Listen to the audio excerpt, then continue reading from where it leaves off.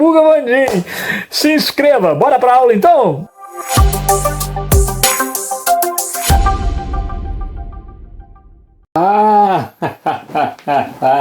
Muito bem, olha a gente aí, galera. Nós estamos na 7ª parte do período regencial, isso aí. E a gente sabe que o período regencial foi caracterizado por um grande avanço, um avanço liberal, beleza? De repente toda aquela centralização nas mãos do Rio de Janeiro, uau, ela foi relaxada. E aí tudo bem. Pior é quando há um regresso conservador e as coisas voltam a ficar de um jeito que algumas províncias, claro, especialmente aquelas mais longe do centro decisório, que era o Rio de Janeiro, passam a ser o palco de grandes insatisfações, muitas revoltas, rebeliões.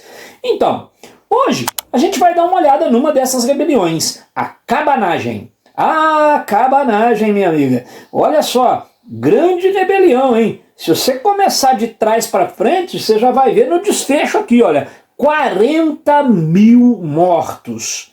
É muita gente. Pois é. Vamos estudar um pouquinho como é que se chegou a isso aí? Maravilha? Então tá. Não se preocupe, nós não vamos estudar as 23 rebeliões regenciais. Tá bom? Não morra, minha filha. Mas a gente tem que dar uma olhada nas principais.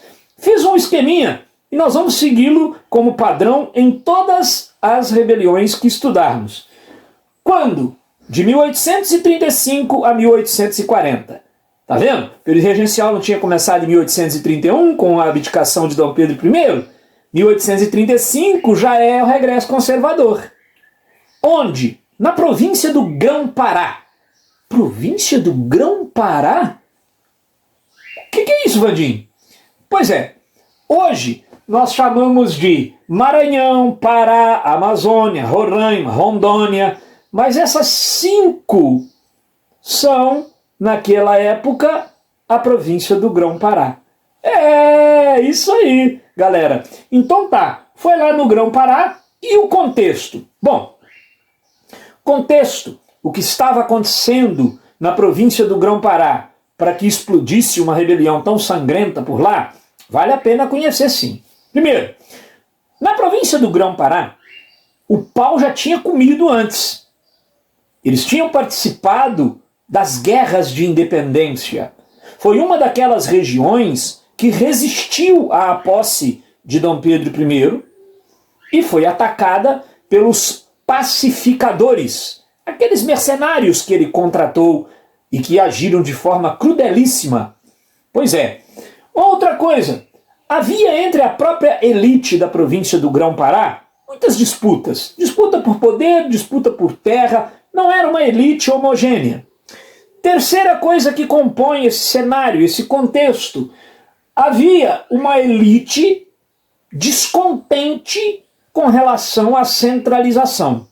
Eu preciso que você tenha isso muito presente, porque é o que você vai ver da agora para frente o tempo inteiro. Quase todas as rebeliões regenciais têm como foco essa coisa de centralismo. Vandim, você já falou várias vezes disso, mas eu continuo sem entender. Me dá um help? Não morra, minha filha. Olha só, lá na Constituição de 1824 havia sido garantido coisas do tipo unitarismo, não era federalismo. Os estados não tinham autonomia nenhuma, tudo centralizado, unitarismo, nas mãos de Dom Pedro I. Lembra do quarto poder? O moderador era exercido pelo imperador e mandava nos outros 3. É disso que eu estou falando quando falo de centralismo. Olha, hoje, o governador de Minas tem bastante autonomia sobre um monte de coisa. O governador do Rio Grande do Sul, o governador do Rio de Janeiro, o governador de São Paulo. Naquela época, os governadores, nem recebiam esse nome ainda direito, mas tudo bem, eles não tinham autonomia. E é isso que eu estou chamando de centralização, centralismo. Tudo bem? Claro, quanto mais longe da capital do Brasil, Rio de Janeiro, menos prestigiada era a região.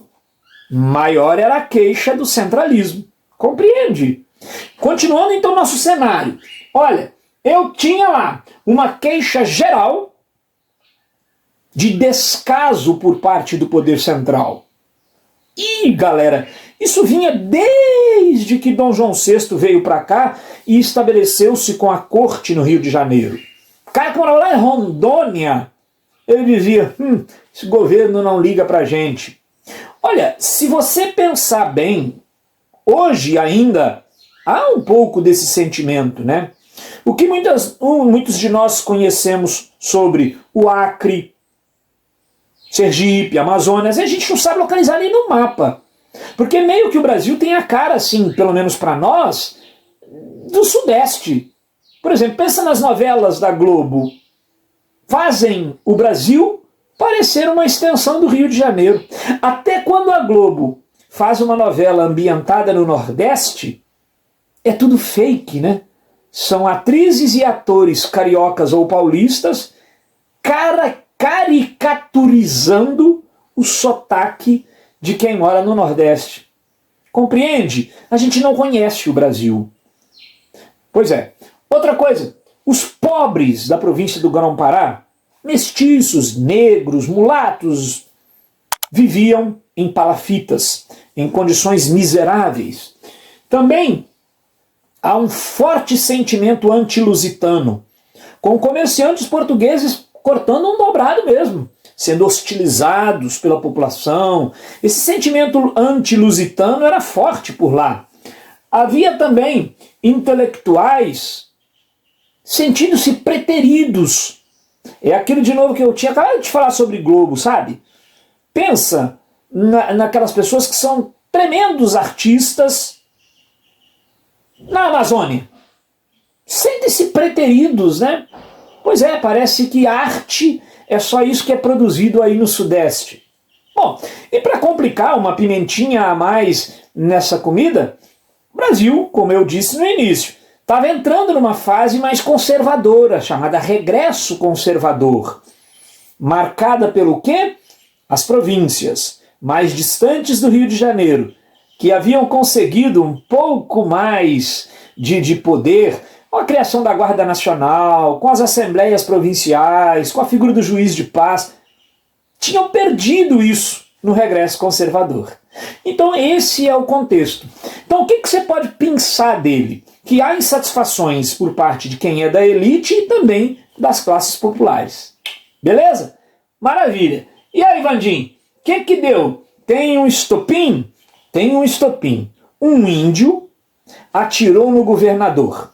O governador estava saindo de madrugada da casa de uma amante. Safadinho, hein? Saindo da casa da amante. E o índio, queimou o cara no balaço. Pronto.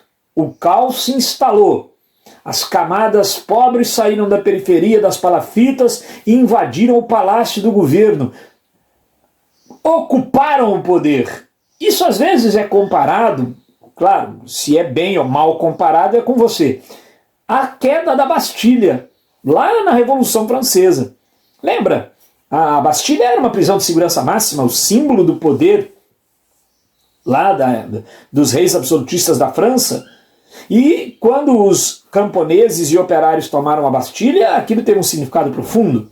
Aqui também, muitos dizem que, olha, ver aquele palácio chiquérrimo ser ocupado por moradores de palafitas, honestamente, é como se tivesse visto a queda da Bastilha.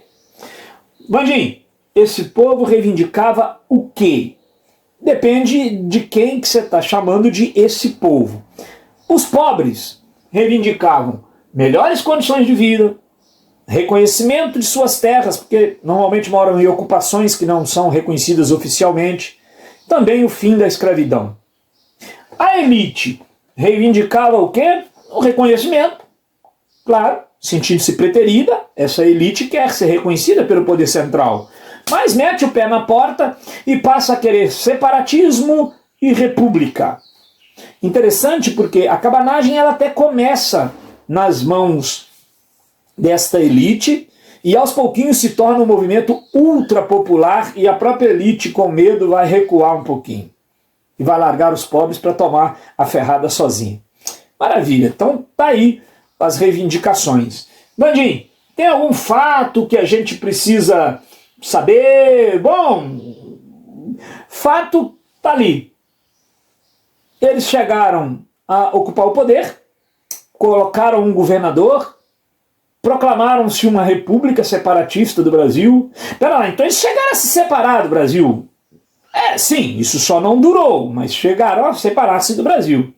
Aí, interessante, no meio dessa confusão toda, que durou de 1835 a 1840, estourou uma epidemia. Ah, Vandim, nem fala em epidemia que eu não estou dando conta. Não, mas estourou uma epidemia de varíola, que eles chamavam de bexiga, uma epidemia de bexiga. Morreu tanta gente adoeceu, que os historiadores dizem isso também enfraqueceu a luta e tornou mais fácil a repressão. Essa epidemia de bexiga, epidemia de varíola, que atropelou o pessoal ali no meio da confusão. E aí, Vandim, lideranças. Bom, o cônego Batista Campos tinha um apelido de cônego ou padre Bens e Cacetes, porque ele terminava as missas e abençoava os porretos que o pessoal fabricava em casa e levava. Então os caras fabricavam os porretos cheios de arame farpado, caco de vidro, prego, levava para o padre e ele abençoava. Portanto, levou o apelido de Padre Bens e Cacetes, ou Cônego Bens e Cacetes. Também tem os irmãos Vinagre, Eduardo, Antônio, Francisco, os irmãos Vinagre, Eduardo Angelim, Clemente Melker, que chegou a ser o governador, nomes que a história registra. Mas acontece na cabanagem um fato muito interessante, que são os nomes que a história não registrou. Então há uma série de outras lideranças que a história tornou invisíveis. Por exemplo, Maria da Bunda, Zefa de Baixo, Negro Patriota, Piroca Cana, Chico Viado, Gigante do Fumo, Domingos Onça, e nomes jocosos, apelidos, coisas de arranjos populares, que a história, por motivos óbvios, não registrou. O desfecho, bastante crueldade, 40 mil mortos, e o caso de Vicente Ferreira, por exemplo, que foi preso 10 anos depois do término, em 1850, e morto com requinte de crueldade. Foi colocado numa roupa de couro, exposto ao sol quente, os guardas jogavam água, o couro foi encolhendo e ele verteu sangue por todos os poros possíveis. Crueldade. Força na peruca que nós estamos precisando. Terminou de assistir? Gostou? Nem doeu, né? Então agora vai lá, se inscreva no nosso canal, espalhe a boa nova, vira e mexe, tem um vídeo novo por aqui. Se não tiver também, não te devo nenhuma satisfação, mas vai entrando aí que aparecem as coisas, tranquilo? Não passa aperto com história não. Vem pro Sabuga Vandim que aqui a gente sabuga. Se não for história, vai ter aqui. Se não for, a gente inventa pra ter aqui também. Abração, hein? Deixa o seu like aí, inscreva-se.